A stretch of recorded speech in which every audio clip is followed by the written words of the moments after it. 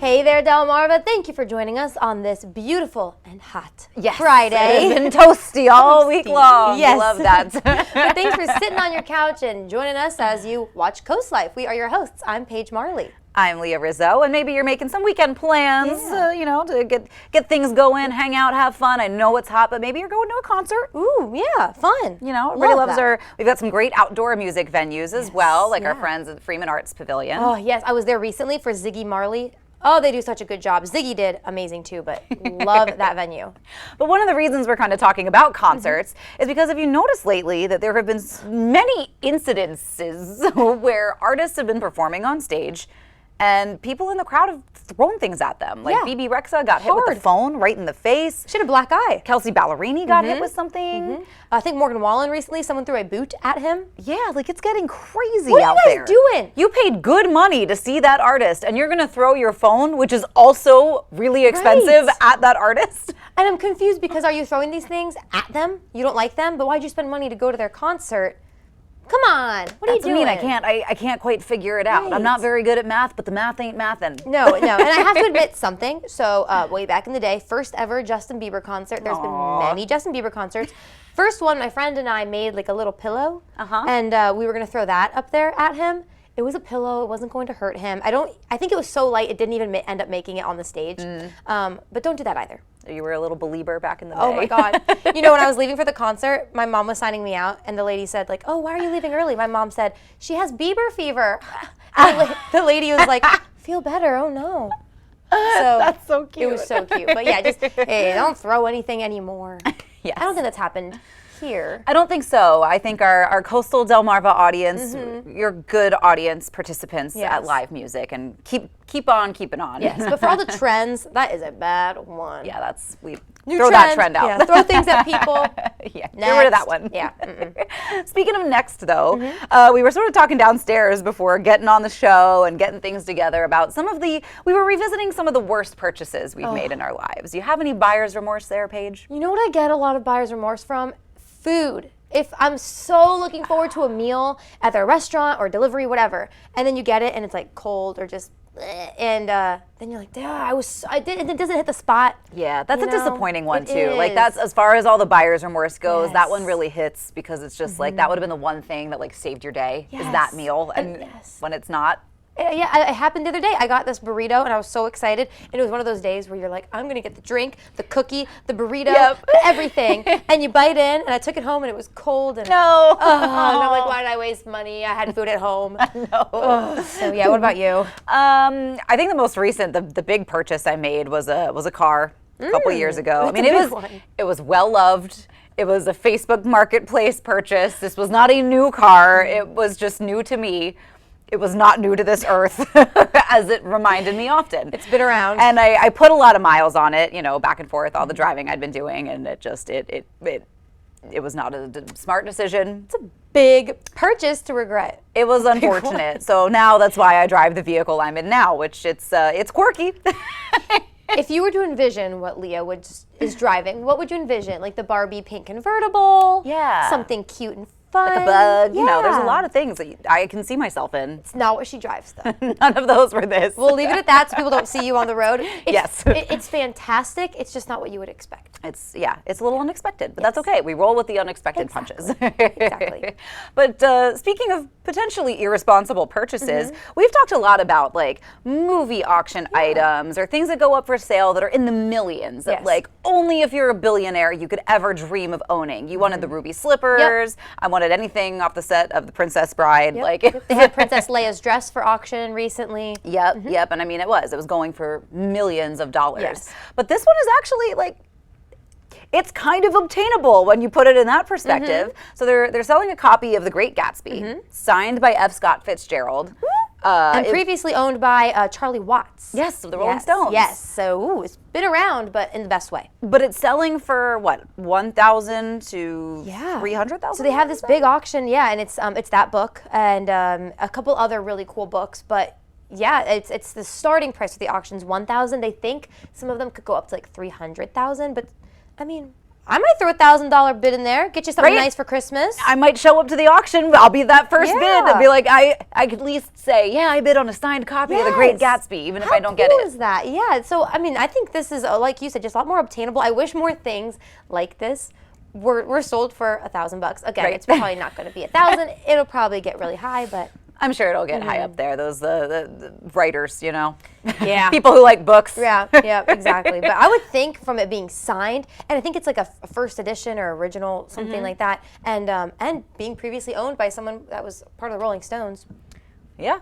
That's sick. It's a cool collector's item, and I do think back. You know, I don't know if you had to read The Great Gatsby in high school. No. I know I did. It was one of the ones that I actually really enjoyed. A lot of books that you read in high school, you're like, well, it wasn't really my thing. But I always liked The Great Gatsby. Yeah, definitely. I like the movie. Yep, there you go. Yeah. Which one? There's multiple. There's multiple. There's Leonardo. The OG with the original had Robert Redford in it. Nope, Leonardo DiCaprio. And Tobey Maguire. It's all good. She's a lot cooler than me if you can't tell. No, that's not true. We just had to watch that movie in class. But we've got a great show headed your way. We are going to take a visit to a nearly 100-year-old tradition with the Chincoteague Pony Swim. That's right, and we asked you, hey, any purchases that you just regret? Well, Maya, our field correspondent, went out and asked some of you that same question. We have your amazing, hilarious responses. And we may be introducing you to a new forever furry friend with our friends at the Humane Animal Partners. All that and more is coming up with CoastLife.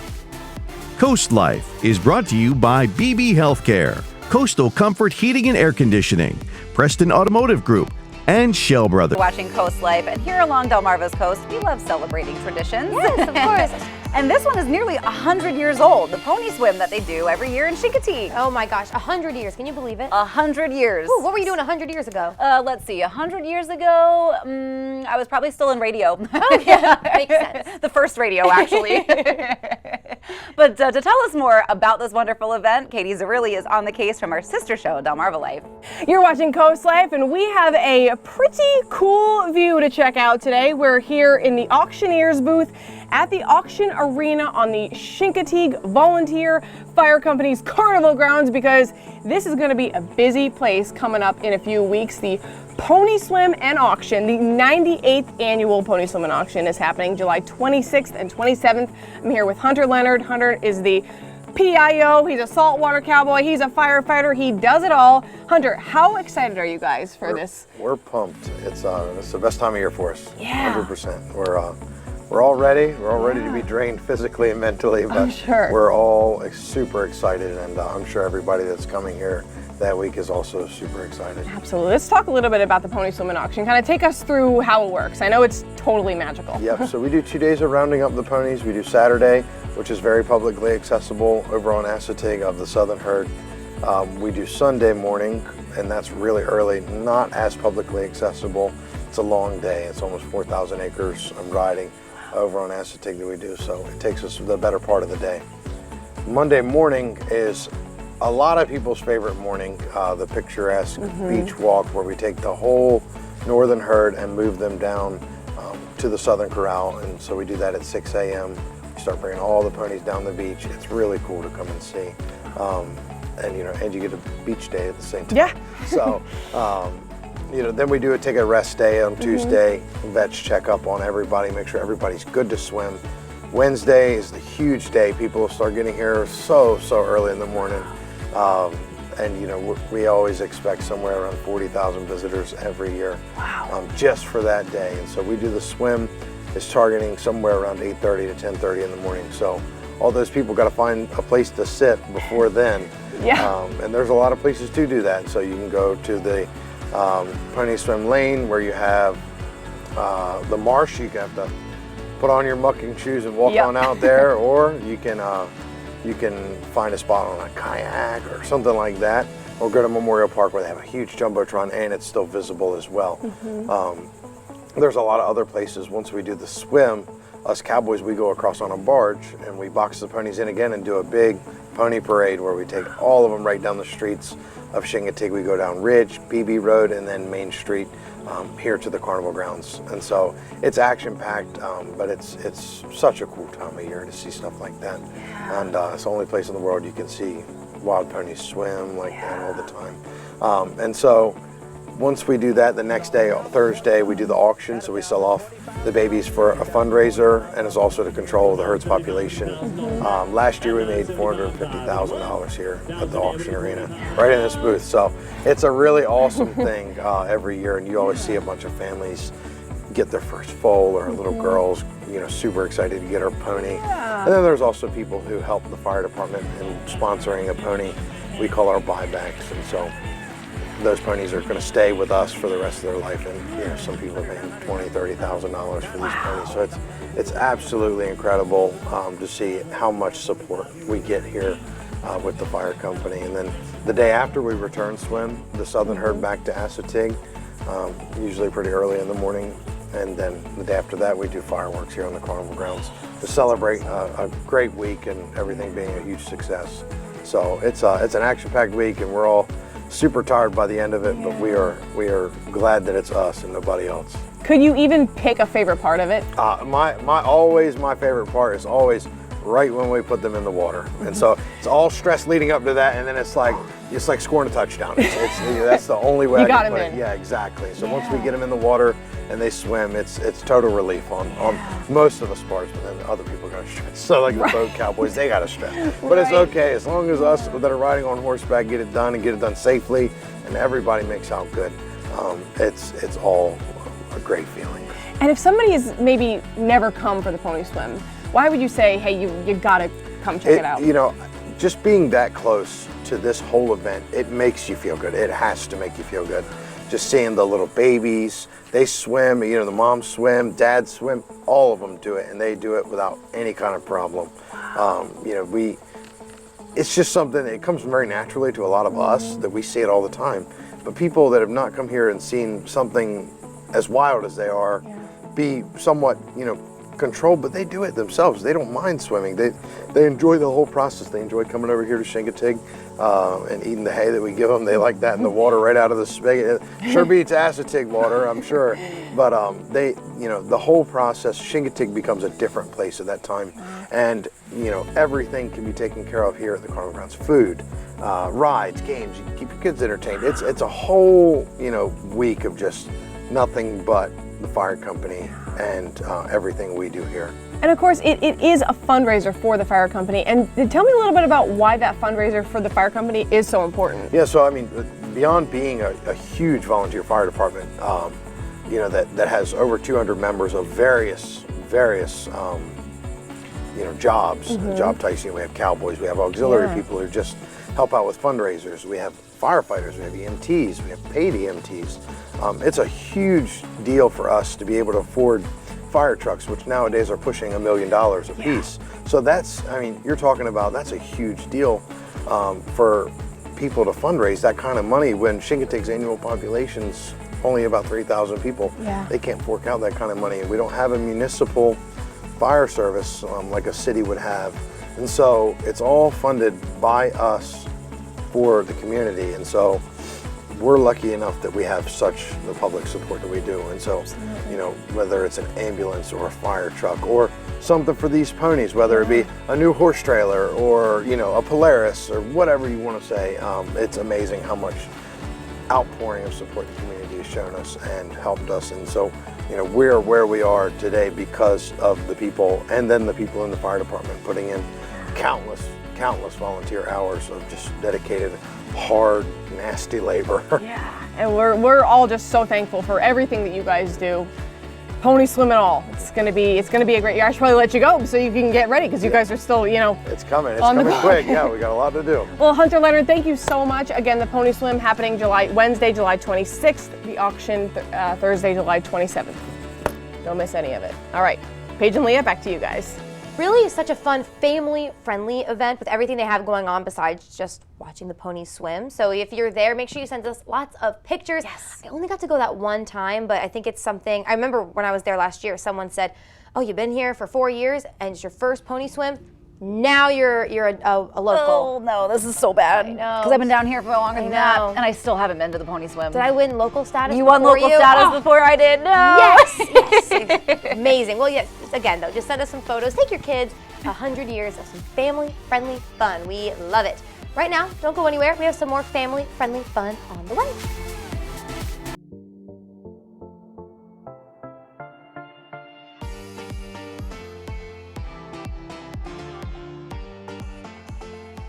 You're watching CoastLife. And Paige, have you ever thought about all the things that maybe led you to this career? Ooh. You know, my mom said one day in a car years ago, you would be good at news. And ever since then. So that is what I think led me to this career. What about you? Have you ever considered that it might be the order in which you were born between you and your siblings? Okay, no, but tell me more. Well, see, I've thought that because I'm a second-born child. Same. You're a second-born child. Yep. Apparently, we're the more difficult ones in the family. Oh, yeah. I see. Totally. My parents may agree. Allegedly. Yeah. Is all I'm saying. But I asked you about the career path because I think sometimes broadcasting, entertainment, a lot of times it's a common career for second-born, and I think especially middle children because maybe we don't feel heard by our parents enough, or there's this like cry for attention. Ooh, see, I was gonna say I'm actually the most outgoing out of all my siblings, so maybe that's why. I mean, they all have really great jobs and are great people, but I definitely am the one who in public is a lot more loud and outspoken. Yeah, it's gotten me in some trouble. Yeah, it's a toss-up between my brother and I, which of us are the more outspoken ones. I mean, he definitely, he can work a crowd. Oh, my brother can too. And he can work my parents. Oh, you want to talk about that?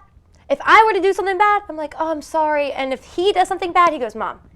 And how old's your brother? It's Bailey. He's 21 now. So he's younger. Yeah. He's on, where is he in the age order? He youngest or second youngest? There's 5 of us, and he's number 4. Okay. Yeah. So yeah, he's second youngest. Yeah. And the boys, especially when they're the younger boys, I think, although my brother, he's the oldest. He's the firstborn, but he's also the only boy in our family. So I think that's why he kind of gets to... Prince treatment. Oh, yeah. There's no denying it. The boys, yeah, exactly. But my younger sister, she's so outgoing. Like, I feel like in school, she was always the one that was like going for the plays and like she always got cast as the main role, a main speaking role. I was like, girl number 2.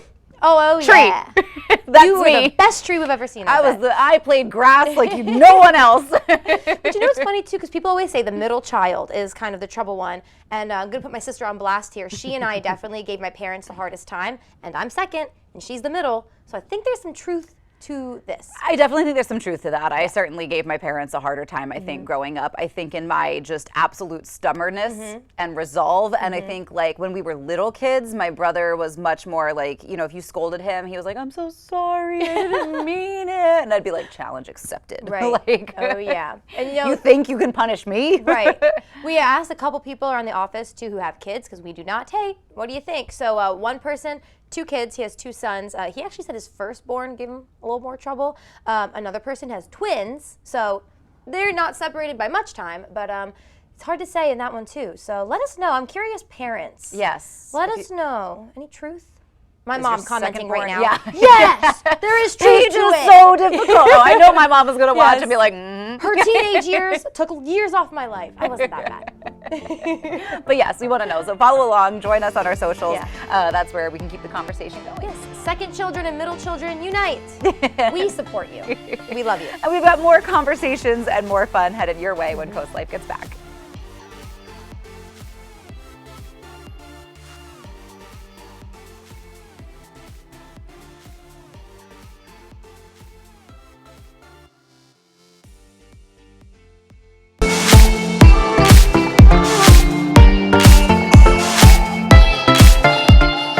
All right, CoastLife. So earlier we asked you, do you have any purchases that you regret? I had said oftentimes food, if it's just not as good as you hoped.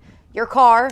My car. I think my hiking boots was another one that I bought before where like sometimes I know, in my heart I know that you want to go practical, not stylish, but they were cute. So I bought them. Bank account later. And then they hurt your feet and they're also expensive. So isn't that the worst? Yeah. You're like, where'd all my money go? And you're like, oh yeah, those You're like, terrible yes. boots, that nasty food. Oh, the worst. But like we said, we know you have some great answers. So our field correspondent, Maya Henry, went out and asked you, what purchases do you just regret? All right, Paige and Leah, I'm currently here with Jeremiah. So, Jeremiah, what is a purchase that you regret making? These fries I got like 10 minutes ago, they were like $6 and I'm still hungry. Anastasia, what is a purchase that you regret making this year, past years, future? So I went to the mall and I bought this shirt from this really expensive store. It was like $50 shirt and I never wore it, ever. It's literally sitting in my closet. It's been there for like 3 years. Never wore it. Okay, why didn't you wear that $50 shirt, girl? I put it on and then I was like, you know what, I don't like it. Did you return the shirt? I lost the receipt. So I wasted my money. Well, now you know. Keep your receipt. Well, last week I went to Six Flags and I bought a pair of sunglasses and they were $10. I didn't use them, so I gave them to someone else and now they use them. Vivian, what is a purchase that you regret making? Probably one of my 6 surfboards. I probably didn't need it, but it was just so tempting. It was there and I'm ready to buy it. Okay, so you surf. Yeah. Is it like your full-time gig? Is it just something, a hobby you like to do? Like, girl, what is it? That's so cool. I've been doing it since I was little, and then I could never shake it, and it's a really expensive hobby. $5 slice of pizza. Why? It wasn't good? Didn't make you feel good? It wasn't good and it was too much. Oh, you make fun of me for this, but I bought a vibrating hairbrush because it was supposed to massage your head while you're brushing your hair, but I used it twice and it didn't work after that. But did it get the tangles out? I think it made it worse. All right, so for future references, stick with a brush, a comb that does not vibrate. Thank you guys so much for interviewing with us. So a lot of food answers there. It's because I think food speaks to the soul. Yeah. And when your food is disappointing, food can make or break your day. If you've got a bad meal and it was expensive, that's it. Go back to bed because the day is over. Well, you know what I was thinking about too while we were watching that is if you ever go to the bar, right, and maybe it's a new one and you're out with friends, so you feel like you have to buy something and the drinks are $16. Yes. And then the next day you're like, why did I not just have a water? I've definitely had that happen before, where you go to a new place, you're like, oh, this is, the atmosphere is really cool and fun, and then the food is mid and the drinks are expensive and you're like, oh, and you paid $100 for it. Yeah. The worst. Yeah. So hey, we've all been there. Don't beat yourself up about it. Hey, just go back and watch that video. A lot of people have those regrets. What you're not going to regret is staying right where you are and watching more CoastLife. So don't go anywhere. We'll be right back.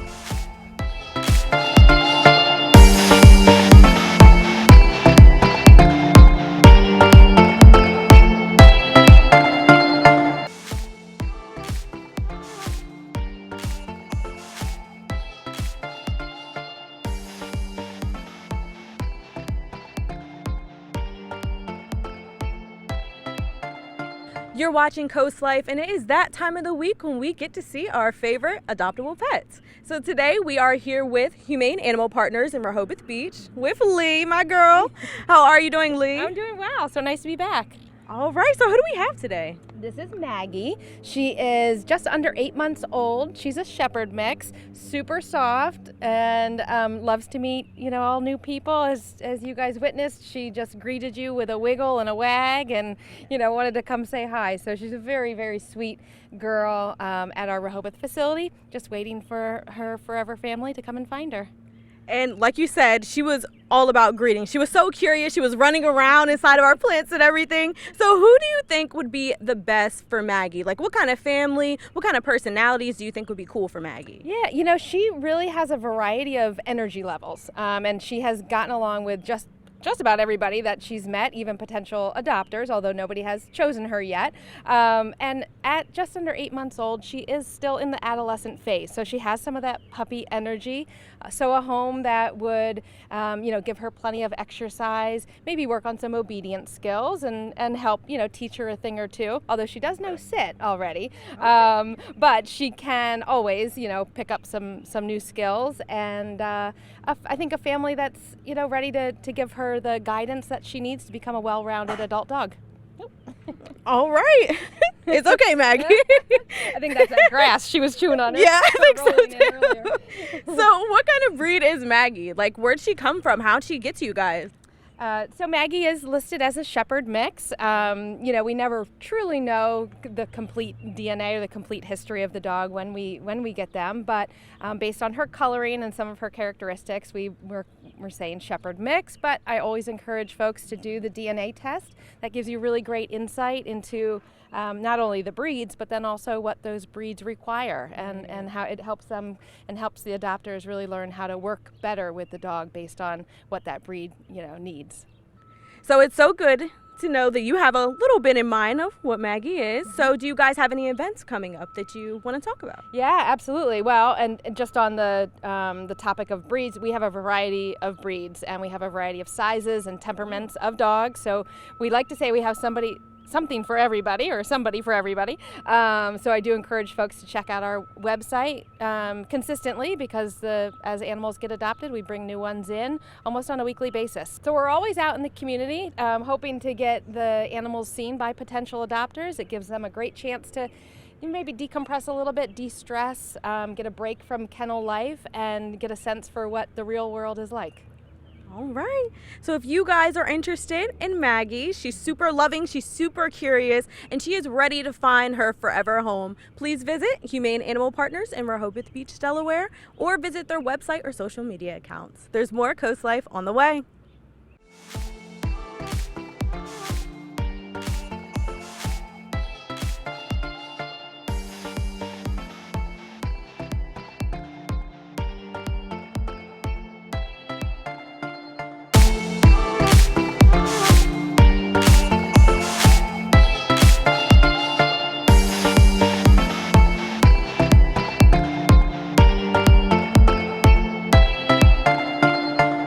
You're watching Coast Life, where summer is just around the corner. If you're anything like me, you're looking for great food to cook for those warm days inside, or maybe for a cookout. So with me today, I have Denise Clemens. She invited us into her home, where she's going to show us how to make some delicious food. Thank you so much for having us. Oh, my pleasure. I got started a little bit waiting for you to start. Perfect, that's fine. So we're going to do two things. I'm going to make a little pea and pasta dish with some interesting flavors, and because fresh peas are in season right now, we got these at the farmer's market over the weekend.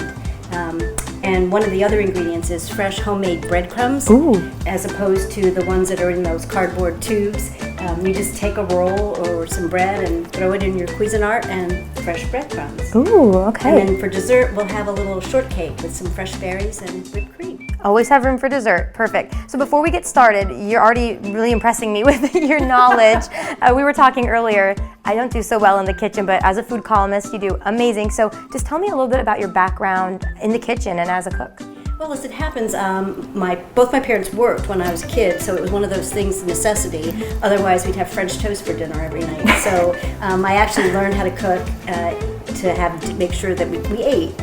Mother was very accommodating. She didn't mind at all. And then as I grew older, I took some cooking lessons. I went to Academy de Cuisine in Bethesda. I did some one-time courses at the Culinary Institute of America. And then I'm an avid reader and an experimenter. I love to experiment. Jack jokes that I could never make the same dish twice because my measurements are a little bit casual, shall we say. Do you notice a difference when you're cooking, buying local, buying fresh, versus maybe something at the grocery store? Absolutely. You really notice it with eggs. The yolks of the eggs are so much more yellow, sometimes almost hinting over to orange. The blueberries, Bennett's is about to start picking their blueberries. When their blueberries come in, they are so chubby and so juicy. Lewis Dairy cream is one of my favorites.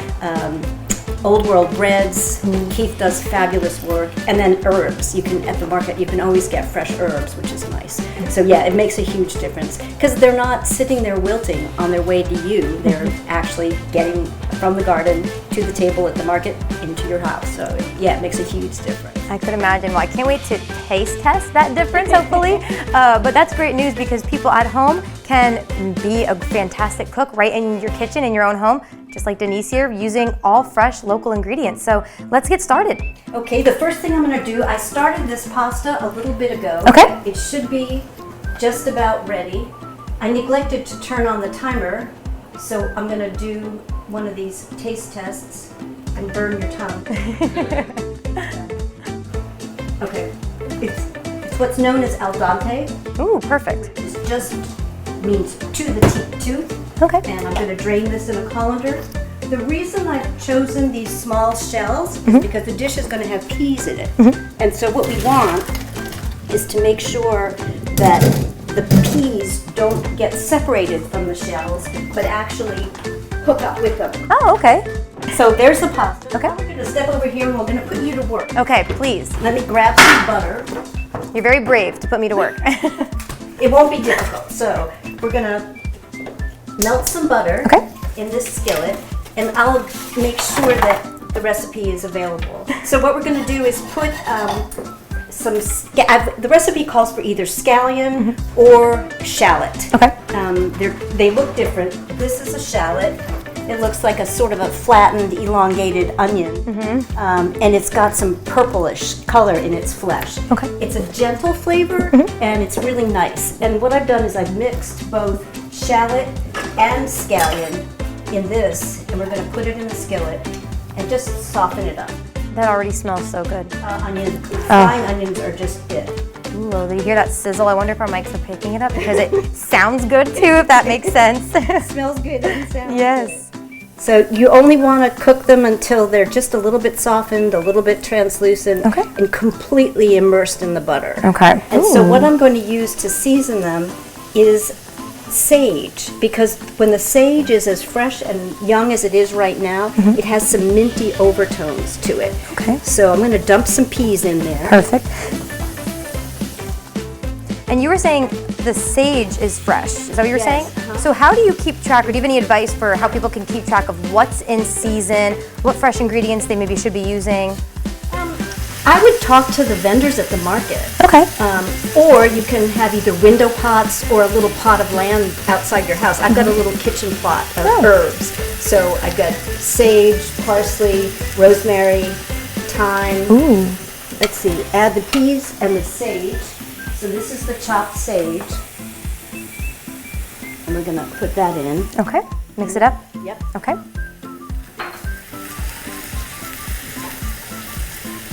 Okay. Hold them back on the shelves. Okay.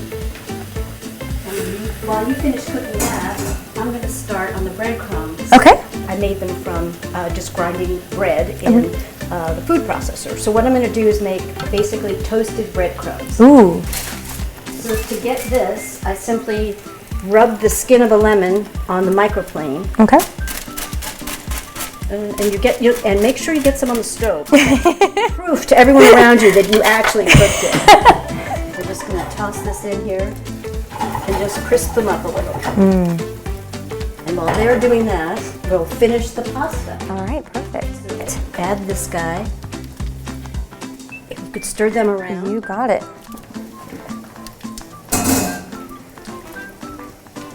Parsley. Okay. Love parsley.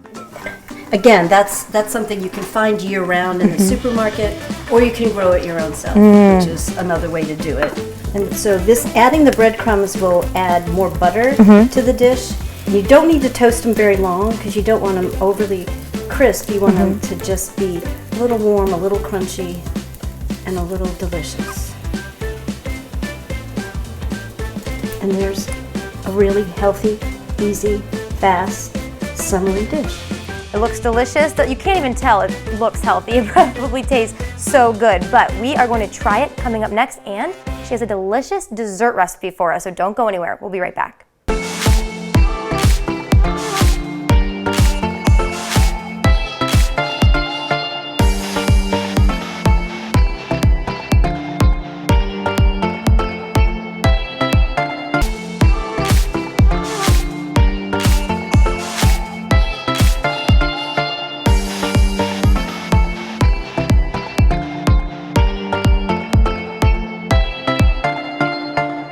You're watching CoastLife, where we are back with Denise Clemens. I know you saw that delicious pasta and pea dish. We're gonna try it right now, but first Denise has some finishing touches to put on. Now this is Himalayan sea salt. It's actually pink in color and gives this bright, refreshing flavor note. You could use sea salt, you could use whatever salt you like, and then a little bit of pepper never hurts, and dig in. All right, I'm gonna try this out. Just gonna go straight from the pan, if that's okay. A little breadcrumb. Make sure we get some peas. So for a healthy dish, that doesn't taste very healthy, in the best way. That is really good. Well, for a summer evening, if you could even add cheese to it if you wanted to. Grate some Parmesan or throw in some feta. You could make it a one-course meal. Perfect. That's so good, and that's very light too. You know, when it's hot, you're at a barbecue or something. You don't want anything too hot. That's very light and refreshing almost. Good. Very good. Thank you. That's delicious. All right, but if we have a sweet tooth, we have some dessert coming your way as well for after your pasta pea dish. So for those of you who have never used puff pastry, this is a puff pastry tart. This is how it shows up in the freezer section. It's very unassuming, looks almost like a soggy cracker. You put them in the oven, and then they come out like this. I've taken the little top out, and now we have little containers for our fruit. That is like magic. Yeah, and the key to making puff pastry work is you take it out of the freezer and put it in a preheated oven. Otherwise, it has a hard time rising, so you've got to make sure you do it. So we don't let it defrost first? No. Okay. Just pop it in. So let me get a spoon. Okay. And what berries are your favorites? I would say probably raspberries. Okay, we'll put a little bit of whipped cream. But I love all berries. And then we'll, pardon my finger. No, I saw you wash them earlier. You're good. Raspberries, a little more whipped cream. And now if you wanted, you could add the top that we popped out of here. Ooh. To have a little lid on it or on the side. That's so cute. And there you have it. And how simple was that? Yeah, This amazing. It's cooked in 20 minutes. The whipped cream took a little bit. The key about whipped cream is make sure you don't turn it into butter. You certainly can, and I have done that. And so you really only need the puff pastry, some heavy cream, and fruit. Your fruit of your choice, okay? And you just whip that up and you have a delicious dessert. Right, easy as pie. And then these won't settle back down, unlike like souffle or something like that that'll flop. Once they're baked, they'll stay pretty stable. Well, Denise, before we try some of this delicious dessert, I just want to know, do you have any advice for new cooks in the kitchen, like myself, who are getting ready for summer barbecues, gatherings, things of that nature? Make sure you have the joy of cooking in your bookcase. It's my go-to. I've been cooking for years, and I always check it because she's got little end notes and little advices. She's got pictures of animals, so you know what piece is which, and it's just a good touchstone to look at. And if someone wants to follow some of your recipes, is there somewhere they can get them or get some of your written articles? So I have a book available called The Culinary History of Southern Delaware, and then I'm in the Cape Gazette every Friday.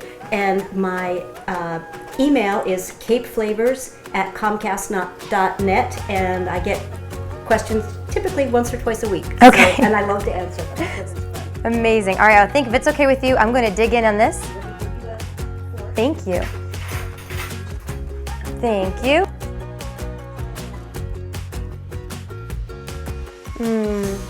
That is so good. You know, my favorite part of that actually is the whipped cream. Oh yeah, I love it. You did a great job with that. And again, that's light, it's refreshing, it's so good for summer. I can't wait till it's 80 degrees and I can eat that outside. Amazing.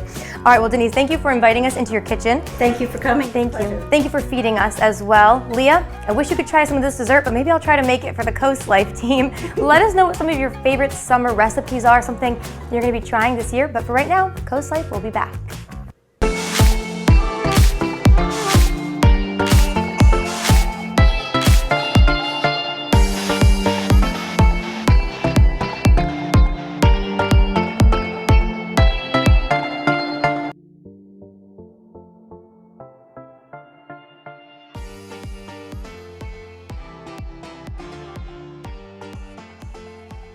Well, CoastLife family, thanks for joining us. We always love hanging out. I know, and then this time comes around so fast. It is. Every day. I know, but hey, it's okay because we're going to be back next week, and you have a weekend to go and enjoy. So I guess we'll let you go. Yes. And we'll see you again on Monday. But don't forget, we are active on our socials, and we want to know what purchases you regret. I love hearing these answers. Yes. There have been some good ones, and a lot of the food ones, again, really, those speak to us. And since we were talking about that auction item, this was like an hour ago, the beginning of our show, but that Great Gatsby book that is signed, I'm so curious. Are any of you going to try for it since the starting price is like $1,000? Might as well be the first guy. Please. Then you can say, I bid on that copy, you know? Who is going to be with Leah bidding on that auction item? I just feel like maybe someone on Delmarva is going to actually try and get it. Could be. I know some of y'all have $1,000 or $300,000. Apparently Delaware is a lucky state in like lottery winnings, so who knows, maybe auction winnings too. Yes, and if you win the lottery this weekend, don't forget about your favorite hosts. We're always free, so come. We are take us on an cheap expensive dates. trip. Oh yeah, or an expensive trip. Both. Our taste fluctuates. Yes. Yes. I love the beach. Let us know where we're going. It's the parking. Yes, we would do it for you. And if you are making your weekend plans, don't forget there is a lot going on this weekend. Sunday is National Ice Cream Day. Yes. Visit our friends at Hopkins Creamery in Lewis. That's right, and don't forget the Angola by the Bay. That craft show is coming up. It's so exciting. That's happening, I believe, also in Lewis. So Sea Gals have you covered there. That's going to be a lot of fun. Yes.